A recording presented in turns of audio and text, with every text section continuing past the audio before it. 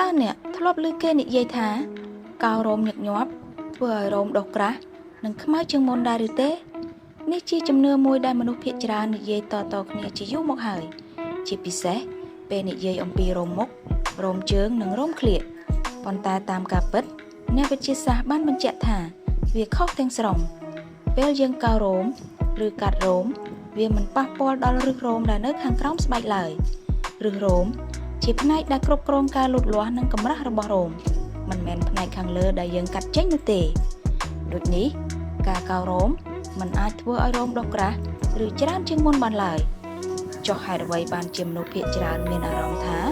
រោមដុះក្រាស់បន្ទាប់ពីកោរមូលហេតុនោះគឺនៅពេលកោររោមចុងរោមត្រូវបានកាត់ឲ្យត្រង់ពេលវាដុះឡើងវិញចុងរោមដែលត្រង់នោះមើលទៅដូចជាខ្មៅនិងក្រាស់ជាងមុន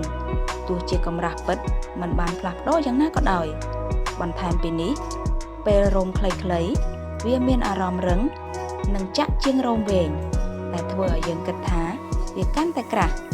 អ្នកវិទ្យាសាស្ត្របានសាកល្បងជាច្រើនដងហើយបានរកឃើញថាការកោររោមមិនប៉ះពាល់ដល់អត្រាលូតលាស់កម្រាស់និងពណ៌របស់រោមឡើយដូចនេះអ្វីដែលអ្នកឃើញគ្រាន់តែជាអារម្មណ៍និងរូបរាងមិនមែនជាការផ្លាស់ប្ដូរពិតប្រាកដនៃរោមនោះទេ